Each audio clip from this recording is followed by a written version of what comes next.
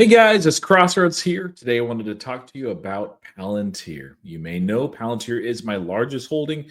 Almost 50% of my portfolio is in this company. I've been in it since a little bit after the DPO. There were tough times for Palantir, not so much anymore.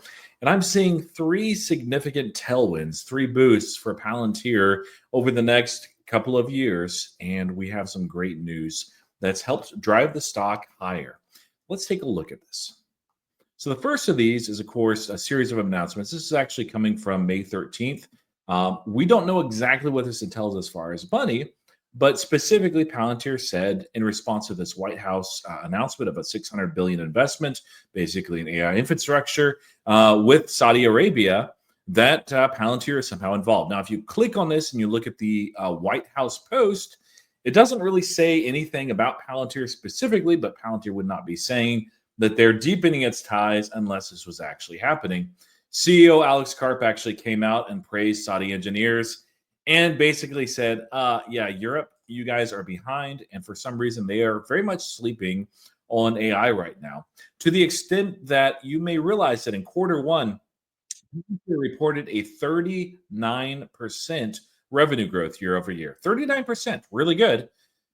And yet, at the same time, a negative 5%, which is factored into this, a negative 5% year over year drop in international sales. What does this mean? Well, a lot of it is really from Europe, specifically for whatever reason, skepticism from AI tech in the United States, skepticism on AI in general, regulation, a lack of entrepreneurial culture. Whatever the case, revenue actually dropped year over year for Palantir internationally, and that's relatively shocking. But I think that this is an indication, and we see some other signs on the horizon as well, that perhaps revenue will not grow nearly as fast internationally as in the United States. But with the Middle East and Saudi Arabia and several other partners as well opening up and saying, hey, we need to get serious about our AI investment. Obviously, Palantir is involved in that. It wouldn't surprise me to see international revenue start to grow, albeit not too rapidly. And so that's one tailwind that I think is going to shift. Now, the White House announcement was interesting because they weren't afraid to mention a lot of other American companies. And so the question that some might have in mind is, okay, why are they not mentioning Palantir? Is it because Alex Karp isn't the biggest Trump fan? Is it because Alex Karp basically made known that he was supporting Kamala Harris? Well, maybe, but we do know that nevertheless, government revenue in the United States is growing rapidly for Palantir. Let's take a look at one contract in particular. There's Project Maven. It was a controversial contract that was actually back in the day that was signed 6 years ago, and Palantir was excited to win that contract. Last year, there was a certain bear that basically indicated that there was a chance that Palantir might not win this, that it would be divided up among many players, that it would be much smaller. And instead, this was the headline that we received. New contract expands Maven's AI users from hundreds to thousands worldwide. And we actually see a couple other expansions as well. One of these actually came out May 21st, so very recently here. URSA, University of Illinois, and Palantir win NGA contracts. And specifically right here, there's the mention that Palantir won $28 million contract to expand access to Maven Smart System for NGA analysts. And so that's, not a lot of money for a company as big as Palantir, but it's good news. And I wouldn't be making a video if that's all there was, because we see an interesting shift that happened here yesterday.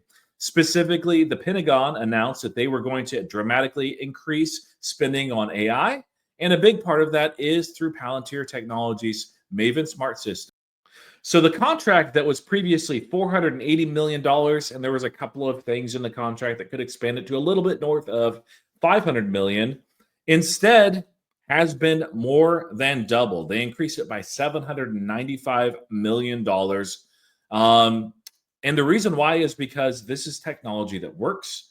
The United States military realizes the advantage that it gives them, and they're happy to scale it across really all the branches of the military at this time. The Pentagon was enamored with the product, and as a result, this led to a dramatic increase. So Palantir is going to get some tailwinds from international reacceleration.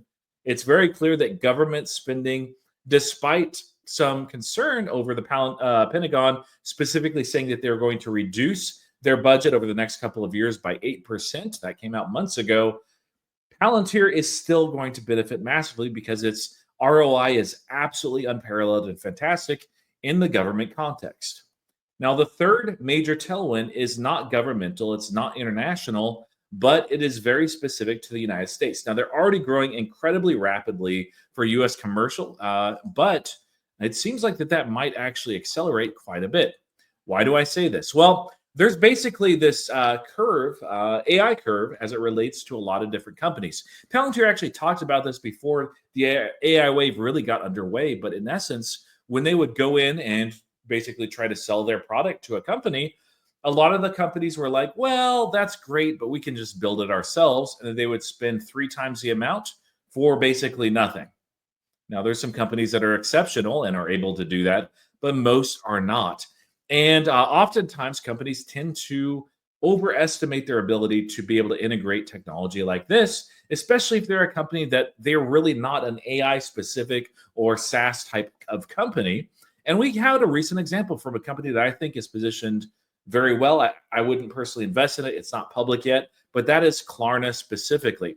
Klarna, infamously or maybe famously, about 6 months ago, the CEO came out and said, hey, AI can now do all the jobs, period. We're not going to hire anybody else. Now, of course, here and there, they'll selectively hire people, but largely they froze hiring. They said, we are done with hiring. AI can do everything. And they reported earnings. Yes, they're not public yet, but they're looking at being public. So this is part of that piece. And they really struggled on a couple of fronts. And one of those struggles was the customer service aspect, that they implemented this AI chatbot, and they had to guard against some hallucinations. I talked about this in a different video in relation to PayPal and model context programming. But in essence, they had to almost lobotomize that AI chatbot so it wouldn't do something that humans would not approve for it to do. They did not want to involve hallucination. So it was very limited. And it was a frustrating experience for a lot of customers of Klarna that were reaching out for customer service support when they couldn't get real humans. And so as a result, the CEO basically said, hey, my bad. We're still very much an AI company, buy now, pay later company. But regardless, they're implementing it at scale, but they're going to start hiring people again because, hey, AI projects fail to deliver the expected ROI time and time again. Now, what's really interesting about this, and we'll talk about that piece in a survey here in just a second, is where Palantir is positioned. We see a couple of key signs of key acceleration that basically this market and its TAM is very, very early. We're not like late stage in AI and it's going to start slowing down. Instead, companies time and time again are having a Klarna moment where they overestimated their competency, their ability, and perhaps a cheaper knockoff version of AI. There's a lot of competition out there, but nobody really does as comprehensive of a job across the scale of a whole enterprise as Palantir is capable of doing. And in fact, that ROI tends to be very rapid. We see that with AIPCon. We see that with earnings calls from Palantir clients that are like, hey, Palantir is helping us in these very precise ways. And so look at this customer count here, up 39% year over year. That's fantastic growth. Yes, sequentially, they didn't have quite the same strength in quarter as they had in quarter 4. That's perhaps not surprising as they start a new year. Yet, nevertheless, they are growing very rapidly. Commercial customer count, especially, is growing very fast. And we see the deals that they're closing. This is massive. Part of this is they're moving down market, but these are not small deals. So 139 deals. This can, by the way, be several deals within the same company. That happens time after time. It's one of the reasons why net dollar retention, I believe, was 120%. Might have been slightly north. Don't quote me on that. But 139 deals of at least $1 million just in the single quarter, in quarter 1. 51 of them were at least $5 million, another record for Palantir. 31 were at least $10 million. So these are large-scale deals, even as they move down market, simply because their technology is invaluable at this point for many of their customers and consumers. Now, why am I so confident that this commercial boost that Palantir has, especially in the United States, will continue or even accelerate? Well, specifically, a lot of companies are having their Klarna moment. As a result, they realize, hey, maybe we can't do this ourselves. Maybe we've backed the wrong horse as it relates to AI. We overestimated our ability. We underestimated the potential ROI.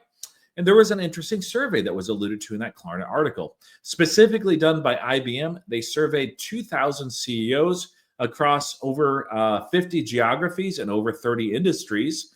And this was done in quarter 1. And they asked basically some of the strategic priorities that were there. A lot of those line up with Palantir. I won't go into it, but there is a post I have on X that details some of that for you. But one of those interesting shifts was looking at the ROI, that over 75% of CEOs said, hey, so far, AI has not lived up to the hype for us. It's not returned that massive ROI that we had expected.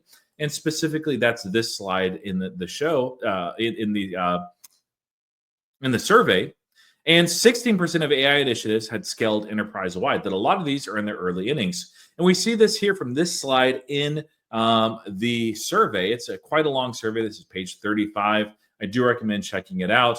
And they talk about, well, in 2024, last year, when they surveyed people, they basically asked how many were not planning to invest really at all that year. 24%. Today, it's 11%.